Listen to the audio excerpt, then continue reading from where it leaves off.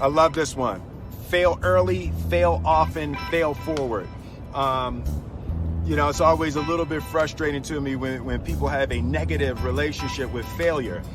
Failure is a massive part of being able to be successful. You have to get comfortable with failure. You have to actually seek failure. Failure is where all of the lessons are. When you go to the gym and you work out, you're actually seeking failure. You want to take your muscles to the point where you get to failure, because that's where the adaptation is. That's where growth is. Successful people fail a lot. They fail a whole lot more than they succeed, but they extract the lessons from the failure, and they use that, the energy, and they use the wisdom to come around to the next phase of success. You gotta take a shot. You have to live at the edge of your capabilities.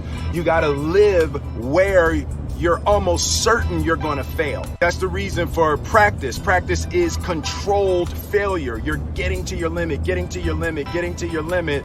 You can't lift that, you can't do that, until you get to the point that all of a sudden your body makes the adjustment, and then you can do it. Failure actually helps you to recognize the areas where you need to evolve. So fail early, fail often, fail forward.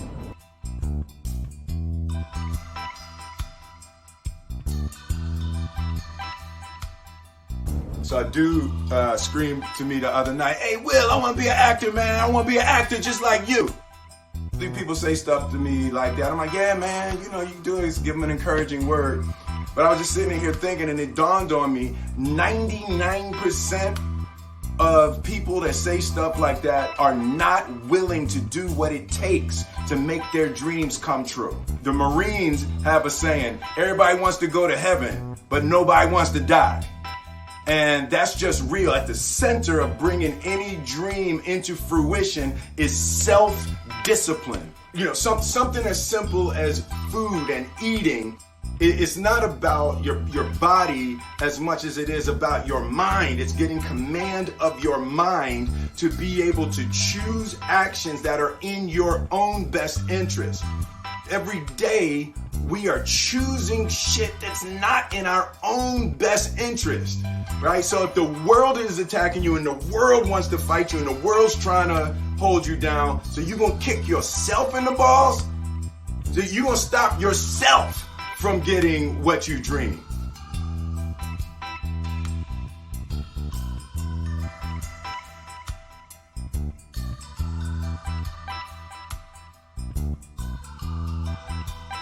Let's go back to the question about what if people block me out. There's going to be two options. Yeah.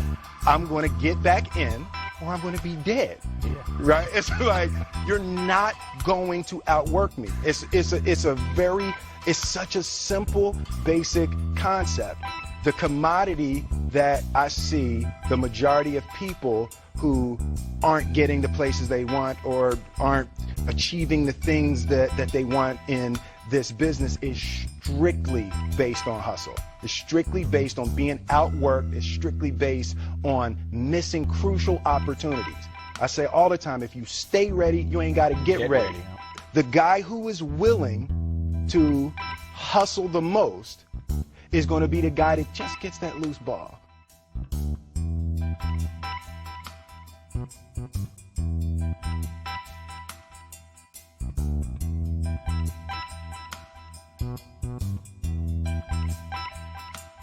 I believe that self-discipline is the definition of self-love. That when you say that you love yourself, that means that you have behavior towards yourself that is loving. It's like you say to yourself, hey man, look, I know you want to eat that pizza and it'll be really good, but I can't let you eat that, man, because if you eat that pizza, you're going to feel like shit, and I love you too much to let you eat that. And I think the word discipline has kind of gotten a bad name. We think about it in terms of punishment. I'm not talking about discipline in that way. I'm talking about discipline in the sense that you forego immediate pleasure for the exchange of long-term self-respect. Self-love is, hey, look, I know you got a test on Monday, you know, and I know you really want to go out with your friends, and Saturday night you want to go out, but if you fail that test, you're not going to feel good about yourself. You know, I love you too much to let you go out tonight. Self-discipline is self-love. If you want to be happy, you have to love yourself, which means you have to discipline your behavior. The road to sustained happiness is through disciplining your behavior.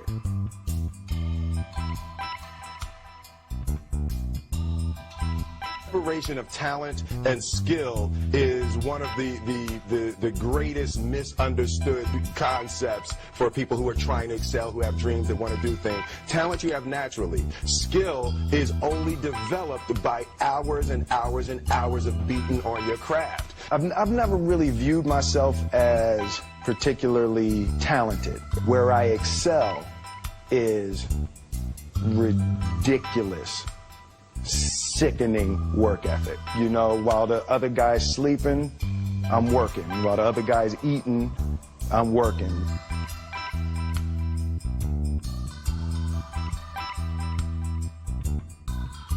Self-discipline is the center of all material success. You cannot win the war against the world if you can't win the war against your own mind.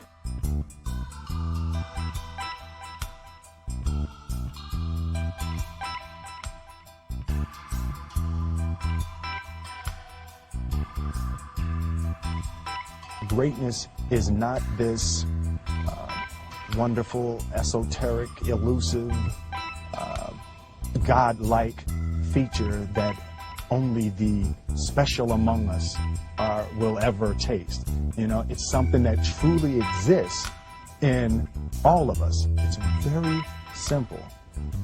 This is what I believe, and I'm willing to die for it. Period.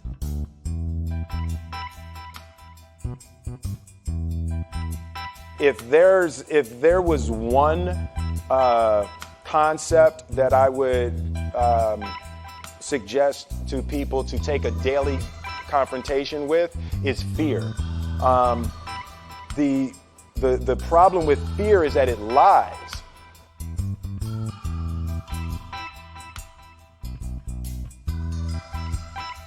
For me, the daily confrontation with fear has become a real practice for me since about three years ago. I went skydiving in Dubai, right? And skydiving is a really interesting confront with fear, right? So everything's normal. So you fly and you go up to 14,000 feet, and you notice there's a light. It's red and it's yellow and green, right? So right now the light's red. So then you start thinking at some point the light's going to go green, but you don't know what's going to happen. Terror, right? So you go, and then, you know, if you were smart, you sat in the back so you don't go first, right? And then people start going out of the airplane, and you go, and the guy walks you up to the end of the thing, and you're standing and your toes are on the edge, and you're looking out down to death. And they say, on 3. And they say, 1, 2. And he pushes you on 2 because people grab on 3. And you fall out of the airplane, and in 1 second, you realize that it's the most blissful experience of your life. You're flying, right? It doesn't feel like falling, right? It's like you actually are kind of held a little bit by the wind, and then you start falling, and there's zero fear. You realize that the point of maximum danger is the point of minimum fear. It's bliss. It's bliss. And you're flying. The lesson for me was, why were you scared in your bed the night before? What do you need that fear for? Just don't go. Why are you scared in your bed 16 hours before you jump? Why are you scared in the car? Why could you not enjoy breakfast? What did you need that? The fear is fear of what? You're nowhere even near the airplane. Everything up to the stepping out, there's actually no reason to be scared. It only just ruins your day. You don't have to jump. And then in that moment, all of a sudden, where you should be terrified is the most blissful experience of your life. And God placed the best things in life on the other side of terror.